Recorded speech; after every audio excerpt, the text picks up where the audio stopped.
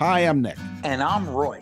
And can you believe it? Nick has been thanking everybody for our 5 years of shows. Yes, we're celebrating 5 years of totally useless information with Nick and Roy. And coming up in September, we have a full month special of totally useless information from the past shows, from the special guests, and some of the funniest moments on the show.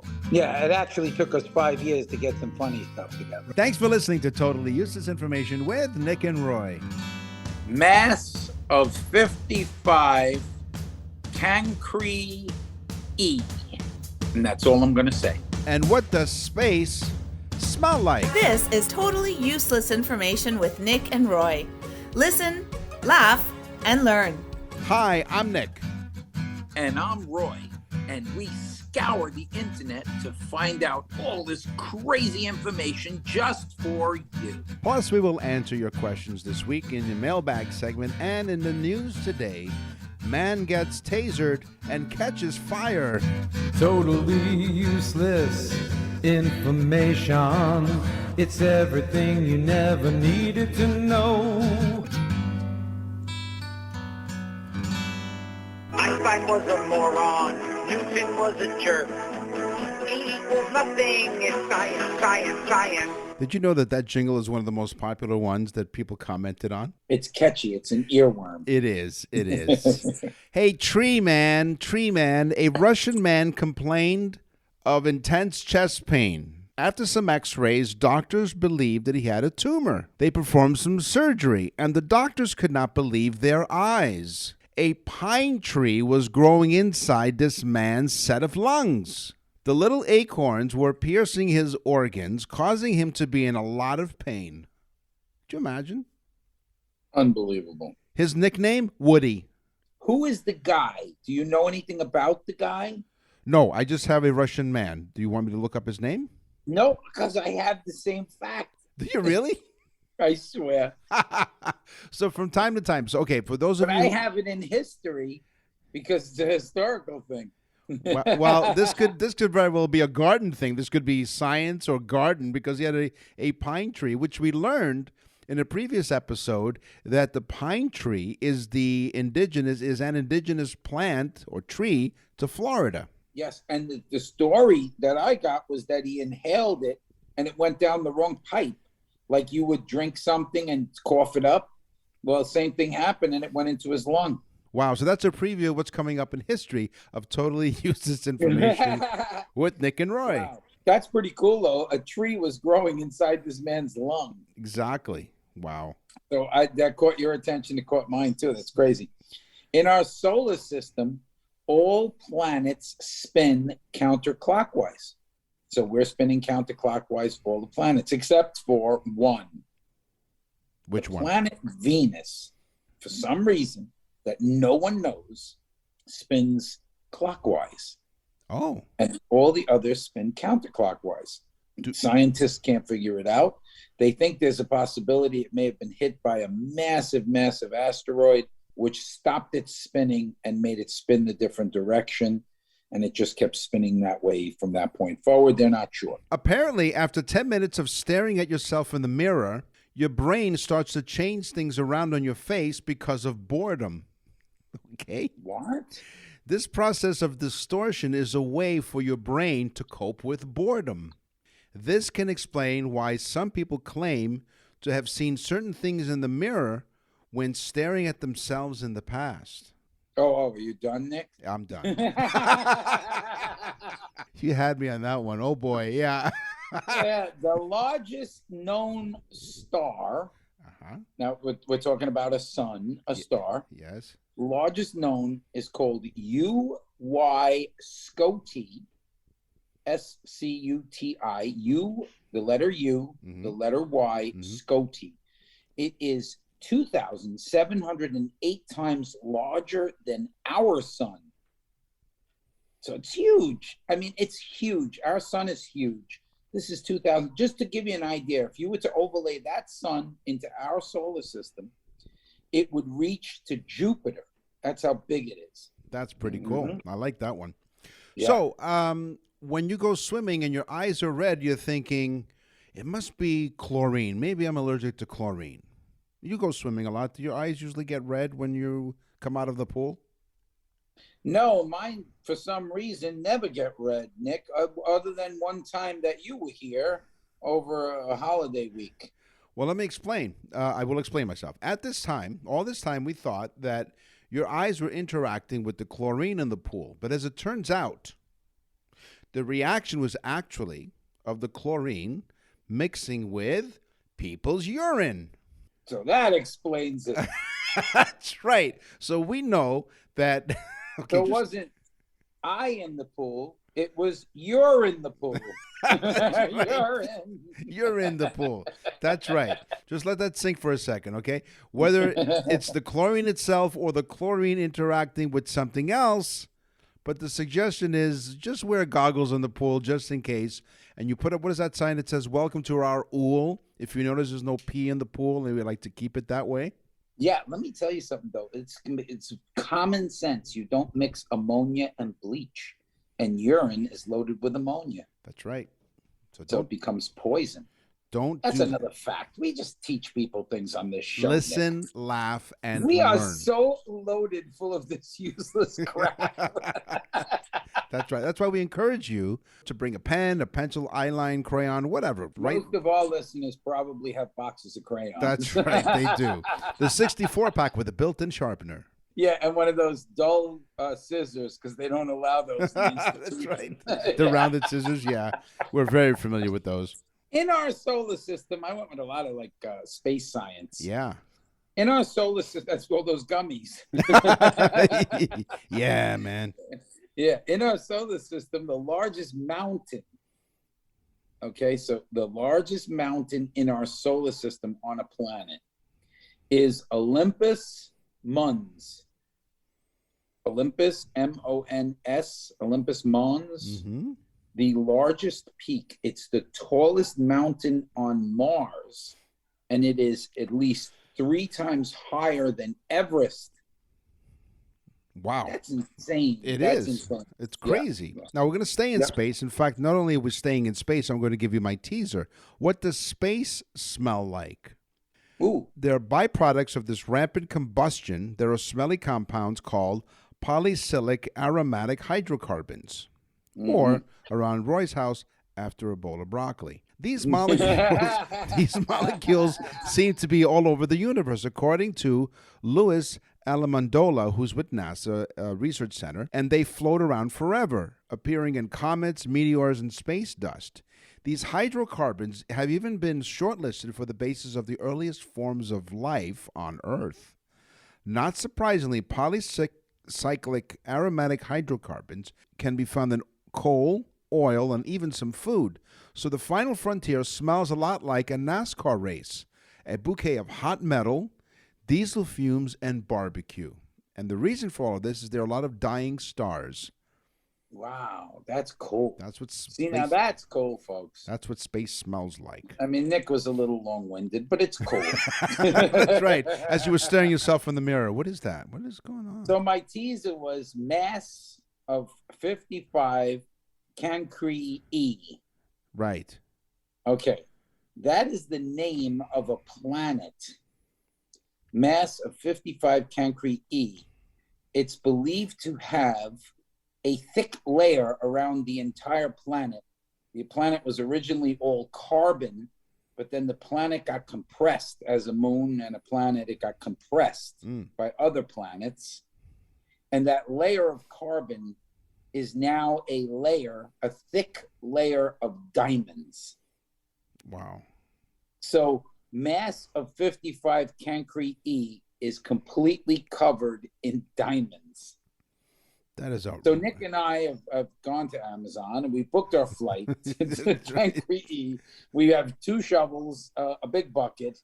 Yeah. Oh, yes. We need 2 really big shovels. As you're listening to Totally Useless Information with Nick and Roy. Today is history. What happens tomorrow is history. Yeah. Don't move. Don't move.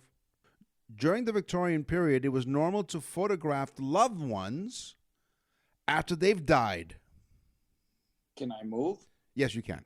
No, because usually when you're posing for a photo, they say don't move. So it was normal to photograph loved ones after they've passed away. People would dress their newly deceased relatives in their best clothing and put them in lifelike poses and photograph them. They did this to preserve one last image of their dead loved ones. Wow. So they take images of the dead people. Yes, they would pose them. Which is easy for the photographer, I guess, but it does tend to, you better get that one good shot because you're not going to be able to be like, come on, baby, move around. That's right. Let's see you make love to the camera. That's right. Come on, work it. Work it. Instead, they're like, dig it. Throw them in the hole. Can you dig it? During the beginning of our nation, Nick, the original colonies, the 13 colonies, it's actually, I think, before 13, but England banned Christmas. What? There was no Christmas in the United States. No. Well, it wasn't really the United States yet. It was the colonies of England. But there was no Christmas.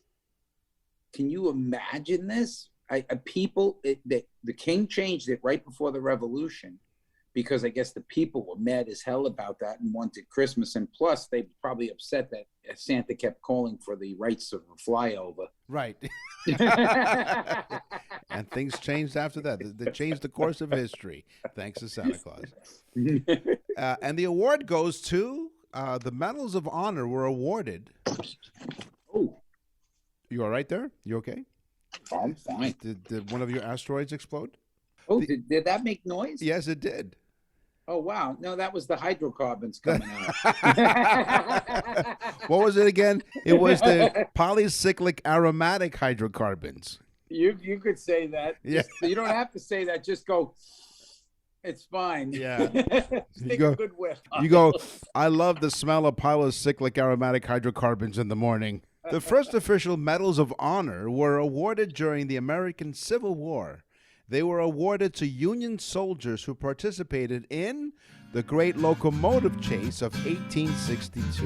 Nick and Roy will continue with totally useless information.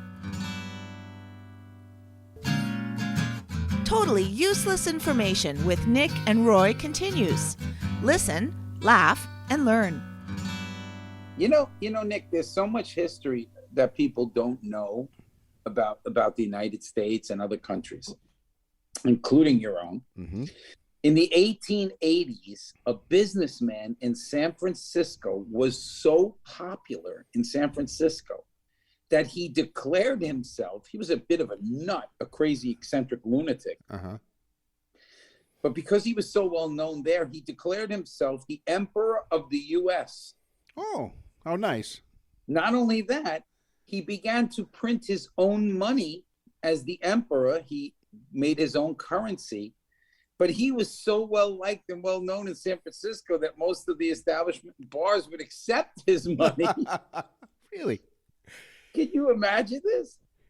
Yeah, this is a true story. He called himself the Emperor of the U.S. Good for him. Good for him. It's good to be the emperor. Yeah. In your own mind. You know what? Fork you. Using forks. Nick, now please. This is a PG show. It is. Using forks used to be seen as sacrilegious. Ooh. The widely used eating utensils were once seen as blasphemous and an offense to God. Why? Because they were, quote, artificial hands, and as such were considered to be sacrilegious. You weren't really supposed to use artificial hands. You use what God gave you, the two hands. So no fork. No so fork. You ate with your hands, not a fork. That's correct. Now I'm going to give you. That's really forked up. It is. I'm going to give you something, a bonus here. So you know when you say okay, and you basically take your index finger and your thumb and your three fingers to the symbol of okay. Yep. Okay came about when the higher class people would eat their meals. They wouldn't use utensils. They would bury their heads basically in the bowl of food and eat with their hands. As the servants came around to ask them how everything was, they didn't lift up their head. They basically lifted up their hands, and because their fingers were filled with food, they would create the symbol, which is what we know as okay today, and they would just wave to the servants and say, things are fine, they are okay. And that's where the okay came from, when the servants came around to ask them how things were. Wow. Until this day, this is the way Nick eats in restaurants. That's right, yes. He's a hell of a guest to bring to a restaurant. Yeah, and lots of napkins. It looks like a pig foraging for food. I resembled that comment. All right, you ready for a true or false? Yes, true. Okay, so answer this. True or false, Nick? Ben Franklin was inducted into the Kite Flying Hall of Fame. It's got to be true. It's false. Oh, jeez. Okay. But he was inducted into the International Swimming Hall of Fame. True. Ben Franklin was an avid swimmer. Remember, we spoke on the show. He would go into the Potomac naked. Yes. He would take all his clothes off and go naked for a swim every single day. Ben Franklin was an extremely avid swimmer and swinger, I understand. Yes. but he was inducted into the Swimming Hall of Fame. Wow. Do you think he peed in the pool? Maybe. Not only that, but, he used a lightning rod, and so that's how he created electricity. I don't think it was actually a lightning rod. I think he was just out doing the backstroke one day. Exactly. Boom. There you go. It was shrinkage. Now, Roy and I are friends for more than 40 years. Speak for yourself, Nick. I just did.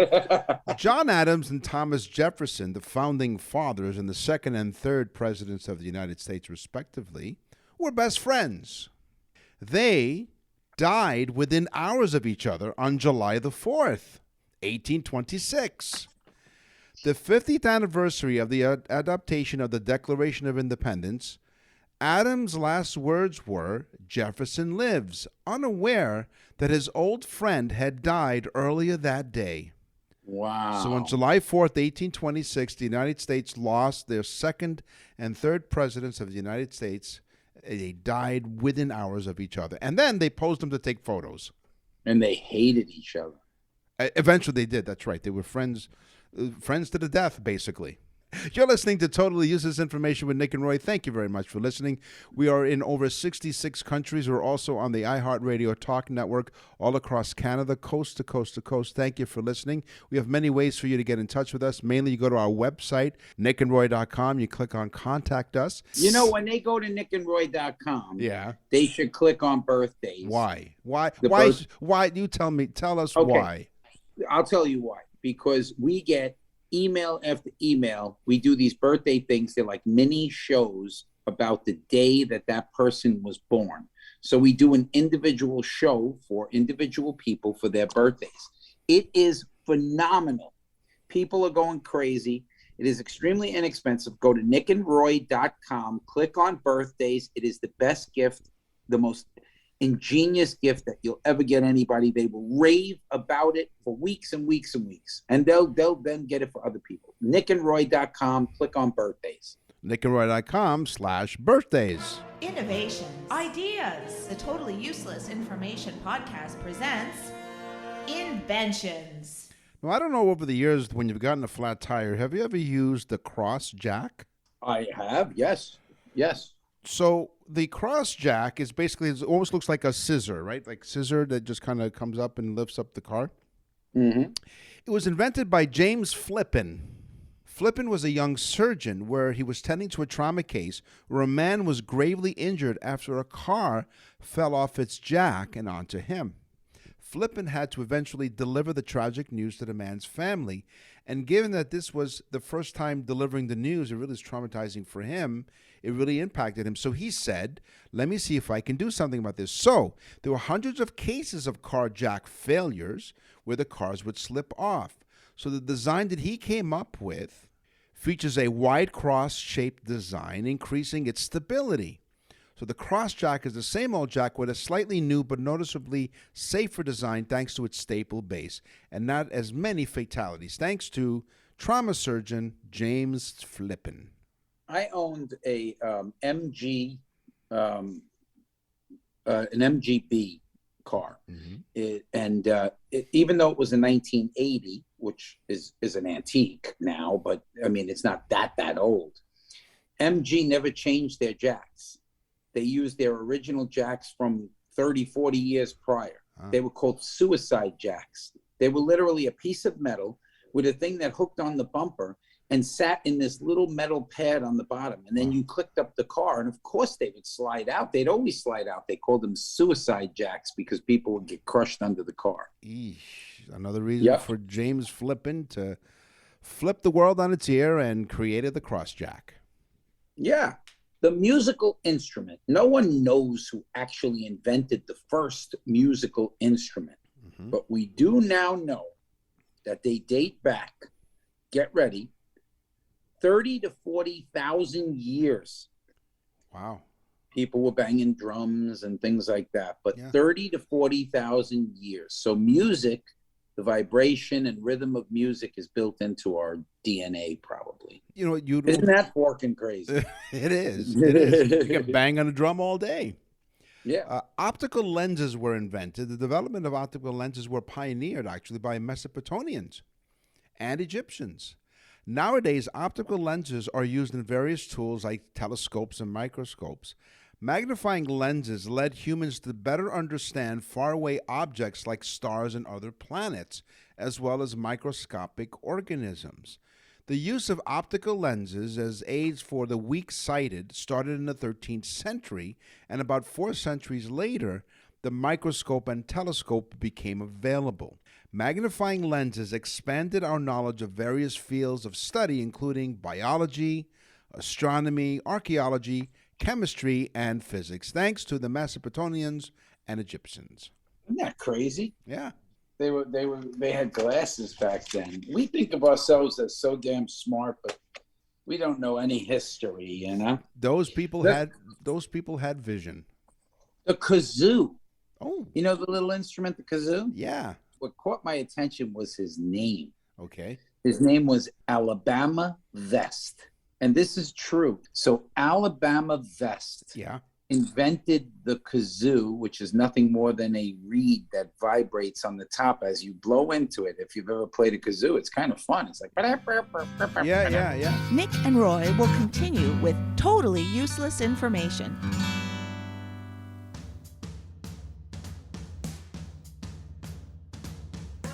Hi, I'm Nick. And I'm Roy. This September, we're celebrating 5 years of totally useless information with Nick and Roy. For 5 years, we have been providing totally useless information. I think Nick's drunk already. Nick is drunk already. He's been celebrating. It's lots to celebrate. We're going to calculate exactly how many facts of totally useless information. He's drunk. He can't even speak English. That's right. We are in countries. Oh, look at him. We are in countries that they don't even speak English. I don't even speak English. But we have been doing 5 years of totally useless information with Nick and Roy, and you have been a big part of it.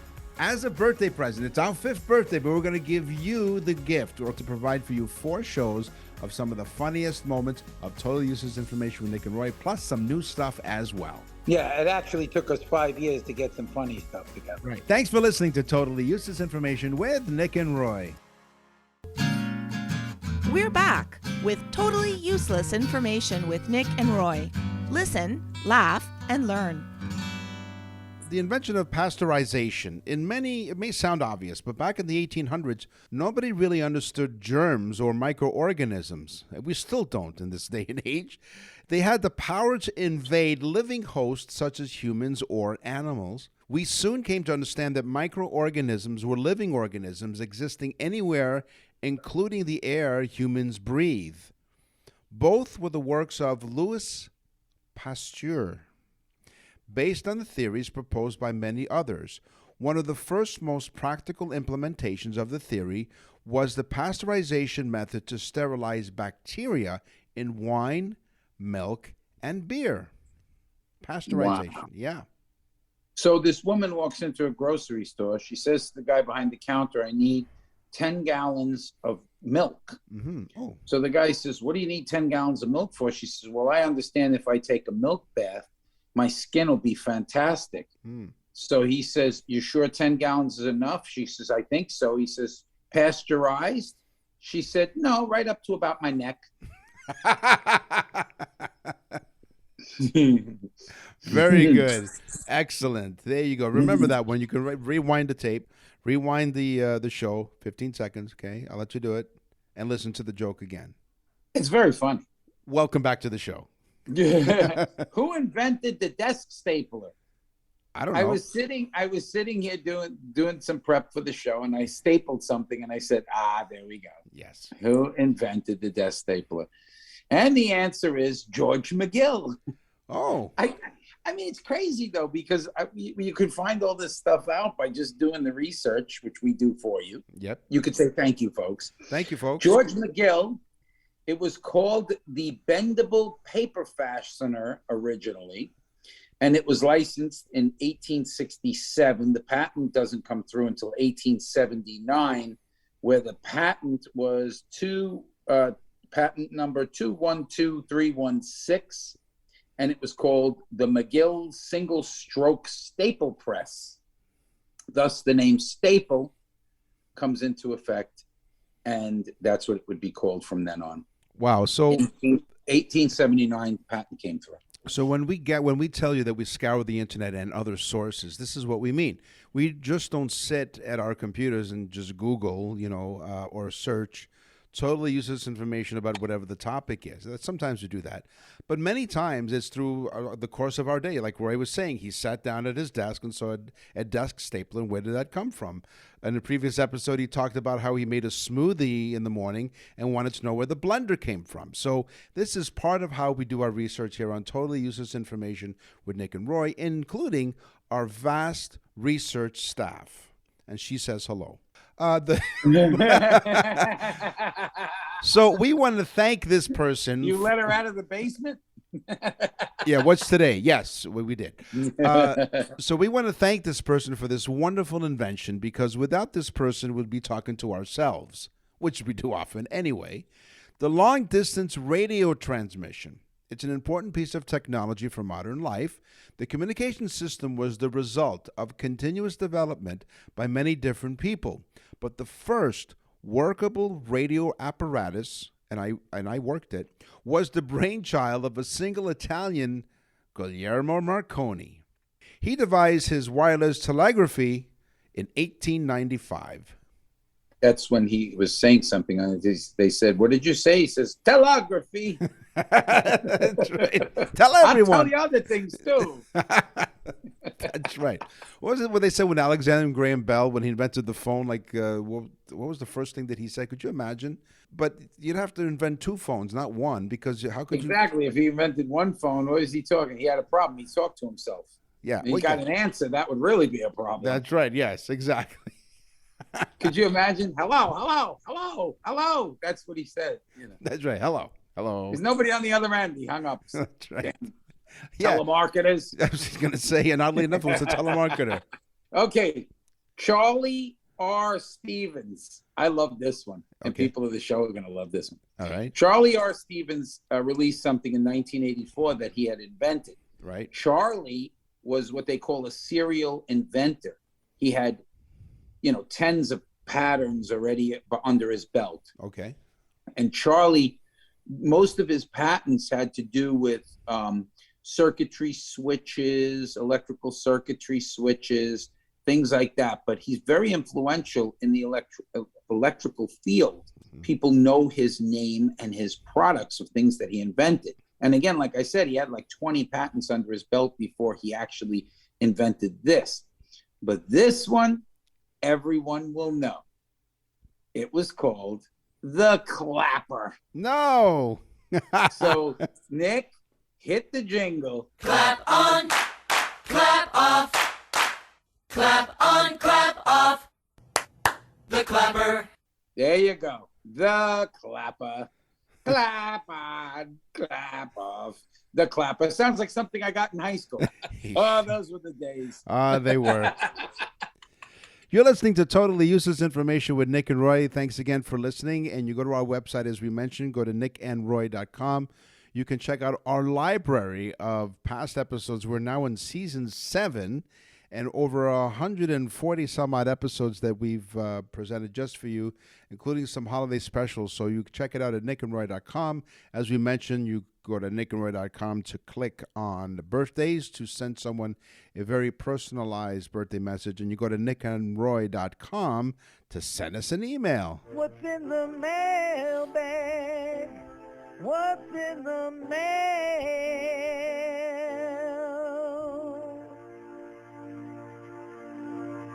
Wanda W. That's what she wrote. Wanda W. Okay. From Stewart, Florida. She says, "My husband can't stop talking about his birthday message." There you go. Wanda says, "How do you guys do it?" Well, how do we do this show, Wanda? We're perfect, me and Nick. I mean, come on. We are amazing, aren't we, Nick? Yes, Roy. But she says he cannot stop telling people to listen to the show. He's becoming quite annoying, she said. Wow. She said, but really, it's the greatest gift I ever got him. And she said it was so gratifying to hear that from him. He said, "This was the greatest gift that you ever gave me." So how nice is that, Nick? You guys got to go on nickandroy.com and click on birthdays. It really is a cool gift to get. It is. It really is.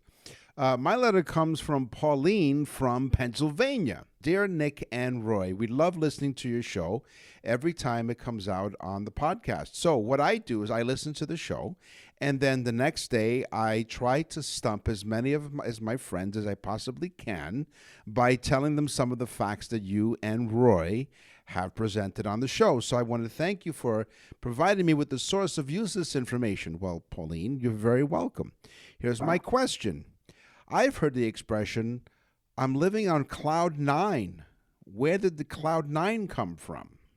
Oh, wow.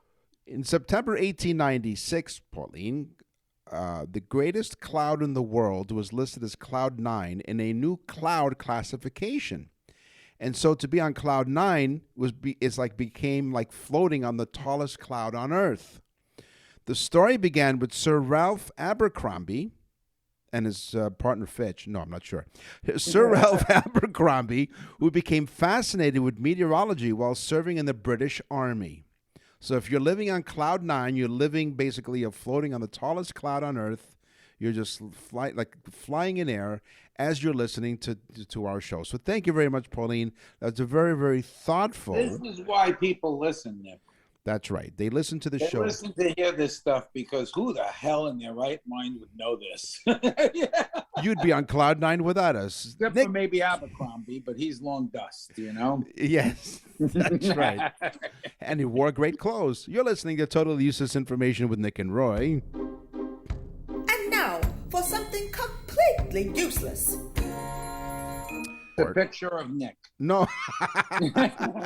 Which you can check out at nickandroy.com. You go to About Us and you'll see our high school pictures, actually. Check and there's pictures of me in my underwear, right? The pictures of you in your underwear, thanks to Man-Made Brands. They had come on our show a few episodes ago. Nick and Roy will continue with totally useless information. You're listening to Totally Useless Information with Nick and Roy. Listen, laugh, and learn.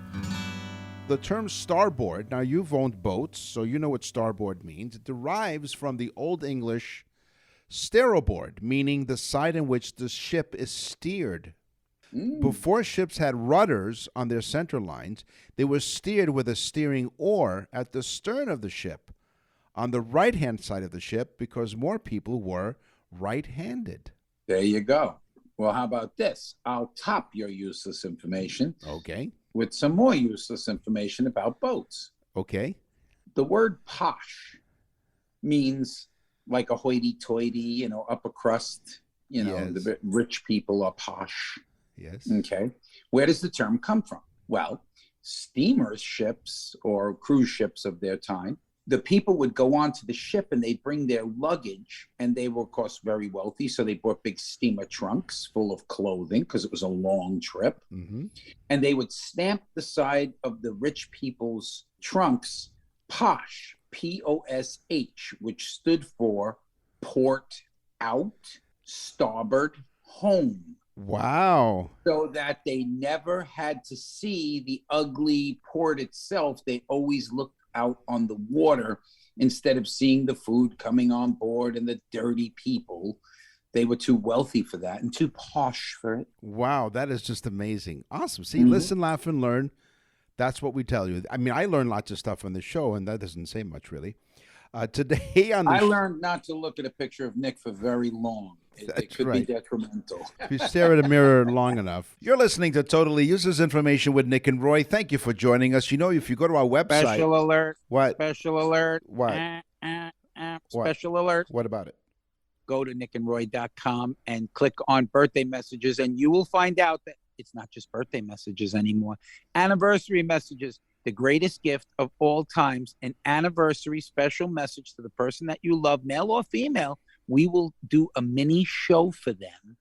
You got to go on. You can actually listen to one. There's a sample on it. Plus, we have the new newsletter, Totally Useless Information newsletter, 12 issues free if you get a birthday message or an anniversary message. It's a $19.95 value, free. But even so, go on to the website, take a look at the new newsletter. You know what? I think I'm going to order a birthday message so I can get 12 issues of Totally Useless Information VIP newsletter. Nick just likes to read what he writes. He does it while looking in the mirror. Today on the show, we talked about science. We talked about history. We talked about inventions. It's time for the news. And now, from around the corner and around the world, this is TUI News. An Arkansas man is in the hospital, but he's expected to recover after he was engulfed by a fireball when he was tasered by state police while wearing a backpack with a gallon of gasoline inside. What? Wait a minute. He had a gallon of gasoline in a backpack. That's correct. This is an Arkansas man about 1 o'clock in the morning. 1 o'clock in the morning, the Arkansas state trooper tried to stop a motorcycle in Little Rock that had no visible license plate. The rider, identified by state police as Christopher Gaylor, 38, drove off at speeds approaching 100 miles an hour. Wow. He ignored... With a backpack full of gas. Well, they didn't know that at the time, but he ignored multiple traffic stop signs and traffic lights as he worked his way through Interstate 30, where a second state trooper encountered the motorcyclists. He got off the freeway and later jumped for the motorcycle in a residential area and ran. Oh. The motorcycle is seen on fire after being tased by the Arkansas State Police. The motorcycle went on fire? The motorcyclist is seen on fire, according to some accounts. One trooper deployed a taser in an attempt. So wait, the guy jumps off the bike and runs away with the backpack with the gas. Again, they don't know this yet, but yes, he has a backpack. He's carrying this gas with him the whole time. They don't know this yet. All they know is that they have this motorcyclist who was driving over 100 miles an hour, ignored all traffic lights. One state trooper deployed, in order for them to really get him because he was running on foot, the trooper deployed a taser in an attempt to apprehend the suspect. Plus, it's fun. Yes. As the barbs of the taser struck Gaylor, a fireball engulfed him. Wow. The police dash cam provided by the Arkansas State Police shows troopers screaming, "He's on fire!" and then using an extinguisher. Gee, that's really smart of those guys, huh? They're really quick. He's on fire. And they're really good in a bad situation. Wait a minute. So they didn't just tase this guy, they hit him with a fire extinguisher. That's right. It was a bad day for this guy. Bad day for Mr. Gaylor. An investigation has since revealed that Gaylor was carrying approximately 1 gallon of gasoline in his backpack. Wow, it's a good thing he didn't just blow up. He faces charges of felony fleeing, failure to... They love the alliteration on this, right? He faces charges of felony fleeing, failure to register a vehicle, anyway, no liability insurance, driving with a suspended license, and reckless driving. Not to mention, he should be put in jail for breaking the cafe standards. as far as the consumption of gas goes. Yes, that's He's correct. wrecking the environment, this guy. They're not sure if it was regular or premium. No Arkansas police personnel are under investigation related to the incident, nor has anyone been placed on administrative leave or disciplined. But then again, you never know in Arkansas. I mean, they take their sisters to the prom. These people, they'll walk around with gasoline all over them. They may douse themselves with it like cologne. That's right. Ooh, de la premium. I got a hot date, and they throw the gasoline all over themselves. You know? What's a popular gas company down in the United States there? Oh, well, you got Shell. Shell, okay. So it's Mobil. Eau de la Shell. So this guy is driving a motorcycle, which is hazardous to begin with, Yeah, right. with a gallon of gasoline on his back. So he's like, thinks he's Rocket Man, you know? Really, honestly. That's right. But if he had fallen off the motorcycle and a spark happened, this man would have blown up either way. So that's just as well that they tased him and then they probably shot him and then hit him in the head with the fire extinguisher as well. Probably. Why not? Why not? Arkansas State Police say Gaylor, after abandoning the motorcycle to flee. Now, this is what their biggest problem is, but all the stuff that went on, this is their biggest problem. Allegedly, he never stated he was carrying an accelerant in his backpack, nor was there a placard on the exterior of the backpack indicating that it contained an accelerant. That's true. He should have had one of those symbols like they have on the truck. That's right. Warning, He can might be... have had a tattoo like that. Have they checked them? But There's that still- probably got burnt off. So. It did. So, warning, this motorcycle is combustible when tasered. Can you imagine this? This goes on in Arkansas. Yeah, exactly. Isn't that where Bill Clinton was from? Little Rock, as a matter of fact, and I believe, and Yeah, that's what the girls used to call him when he took his clothes off. Little Rock. Thank you for joining us. This is all the time that we have for this episode of Totally Useless Information. We will scour the internet and other sources like we always do, even just sitting at a desk, and to bring more totally useless information for you next time. So, tell your friends to go to nickandroy.com and look up our birthday thing, which is awesome. And also, never, ever carry gas across the Arkansas state line. That's right. I'm Nick. And I'm Roy. Thanks for listening. Totally Useless Information with Nick and Roy is a production of nickandroy.com. Visit nickandroy.com to access the full library of episodes or wherever you get your podcasts.